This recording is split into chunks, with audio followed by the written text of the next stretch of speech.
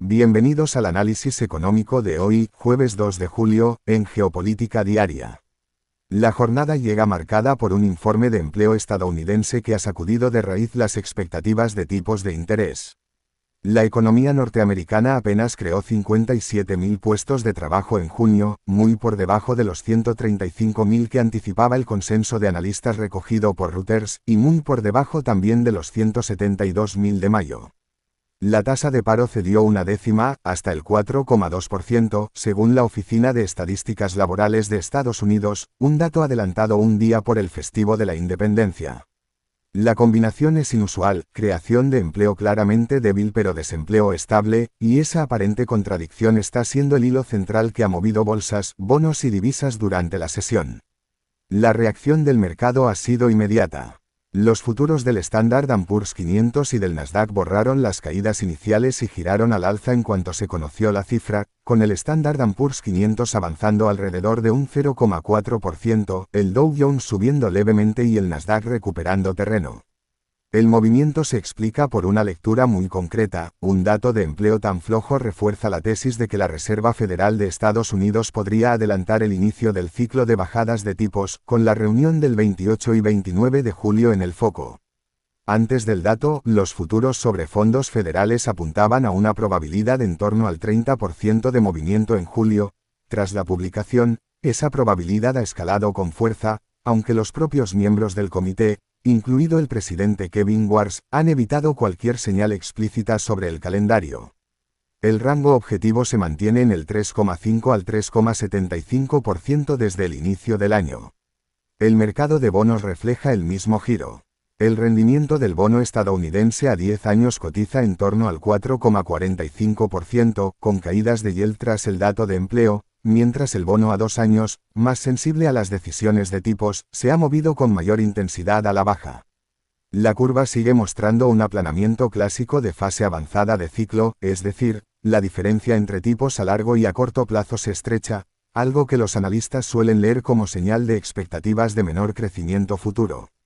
Goldman Sachs y JP Morgan han reiterado que un dato aislado no basta para reconfigurar el cuadro macro, pero coinciden en que la trayectoria de creación de empleo lleva ya varios meses debilitándose de forma consistente. En Europa, el foco está en el descenso de la inflación. Según la estimación preliminar publicada este miércoles por Eurostat, la inflación anual de la zona euro bajó al 2,8% en junio, desde el 3,2% de mayo, y claramente por debajo del 3% que esperaba el consenso. Es un descenso relevante porque llega tras varios meses en los que el efecto de la guerra en Irán había empujado los precios energéticos al alza. El Banco Central Europeo, que en su reunión del 11 de junio mantuvo tipos y proyectó una inflación media del 3% para este año, gana margen para debatir su próximo movimiento. Las bolsas europeas cerraron con signo mixto. El índice paneuropeo Euro Stoxx 50 subió alrededor de un 0,5%, mientras que otros índices continentales acabaron ligeramente en negativo, en una jornada de rotación sectorial más que de tendencia clara. En Asia, la sesión terminó con tono desigual. El Nikkei japonés cerró prácticamente plano, condicionado por la debilidad extrema del yen, que llegó a rozar los 161,45 por dólar, niveles no vistos desde julio de 2024 y que mantienen viva la especulación sobre nuevas intervenciones del Ministerio de Finanzas japonés. Tokio ya gastó más de 11 billones de yenes en intervenciones cambiarias en abril y mayo, según datos oficiales, sin lograr revertir la tendencia. El Hang Seng de Hong Kong subió alrededor de un 0,8%, apoyado en compras selectivas tras varias sesiones débiles, mientras los índices chinos continentales digirieron el dato de actividad manufacturera de junio, publicado por la Oficina Nacional de Estadística de China, que situó el índice de gestores de compras en 50,3, ligeramente por encima de las previsiones y de vuelta a zona de expansión. El capítulo tecnológico ha marcado también la sesión, y aquí conviene detenerse. Meta Platforms ha confirmado, según información adelantada por Bloomberg y replicada por Reuters, que trabaja en la creación de un negocio de infraestructura de nube destinado a vender el exceso de capacidad de computación para inteligencia artificial. El movimiento la situaría en competencia directa con Amazon Web Services, Microsoft Azure y Google Cloud. Las acciones de Meta reaccionaron al alza, pero el impacto ha sido bajista para los grandes fabricantes de semiconductores, Nvidia y otros valores ligados a la cadena de suministro de chips de inteligencia artificial cedieron terreno ante el temor a un exceso de capacidad instalada. Bank of America Research y Morgan Stanley llevan varias semanas advirtiendo de esta posibilidad, mientras otras casas defienden que la demanda estructural sigue superando ampliamente la oferta. Son visiones encontradas y el mercado, hoy, se ha inclinado por la cautela. En materias primas, el petróleo ha corregido. El Brent cotiza en torno a los $70 por barril y el West Texas Intermediate ronda los $67, ambos con caídas cercanas al 2% en la sesión. El movimiento responde a la última decisión del cártel ampliado de la Organización de Países Exportadores de Petróleo y sus aliados, que aprobó una nueva subida de cuotas de 188.000 barriles diarios para julio, la cuarta consecutiva desde el cierre del Estrecho de Hormuz. La ampliación efectiva de la oferta es limitada porque varios miembros no pueden alcanzar sus objetivos, pero el mensaje al mercado ha sido claro y ha aliviado parte de la prima de riesgo geopolítica que se había acumulado. El cobre, referencia industrial clave, cede un 0,7% hasta los $6,08 por libra, según los datos de la sesión, con una caída acumulada del 6% en el último mes que algunos analistas de Goldman Sachs venían anticipando como corrección tras los máximos históricos recientes. El oro, mientras tanto, mantiene el tono defensivo propio de un entorno de tipos a la baja y dólar debilitado.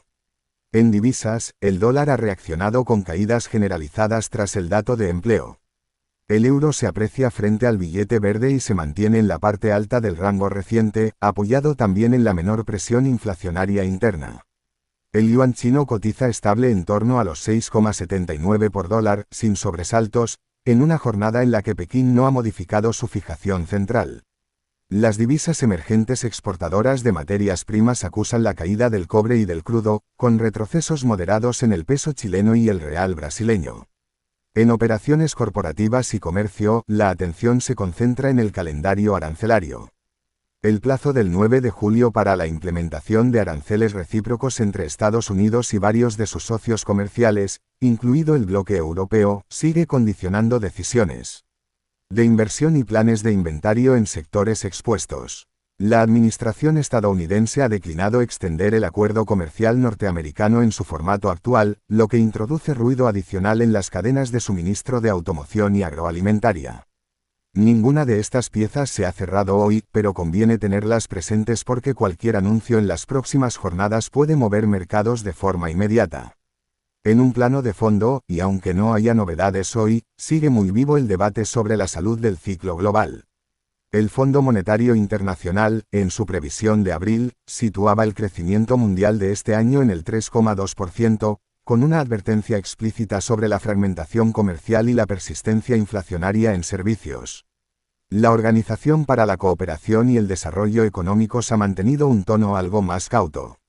Los datos publicados hoy encajan con esa lectura de crecimiento contenido y desinflación gradual, aunque con más ruido del que las autoridades monetarias querrían. El balance de la sesión deja, por tanto, un escenario en el que el mercado ha decidido leer un mal dato de empleo como buena noticia para las bolsas, en la clásica lectura de que un banco central obligado a apoyar la actividad termina siendo más generoso con la liquidez. Es una lectura frágil y depende críticamente de lo que ocurra en las próximas jornadas. En el calendario inmediato pesan tres citas: la reunión de la Reserva Federal de Estados Unidos del 28 y 29 de julio, el vencimiento del plazo arancelario del 9 de julio y el arranque, en las semanas siguientes, de la temporada de resultados del segundo trimestre en Estados Unidos, con la banca abriendo fuego. El equilibrio actual entre desaceleración controlada y recorte de tipos en el horizonte es exactamente el que los inversores quieren ver, pero cualquier cifra que rompa ese guión, ya sea una inflación de servicios más resistente de lo previsto o un dato de empleo que confirme deterioro brusco, obligará a reescribirlo. Gracias por acompañarnos un día más en Geopolítica Diaria. Si este análisis les ha resultado útil, les invitamos a seguir el canal, dejar su me gusta y compartirlo con quienes también quieran entender lo que se mueve cada día en la economía global. Hasta mañana.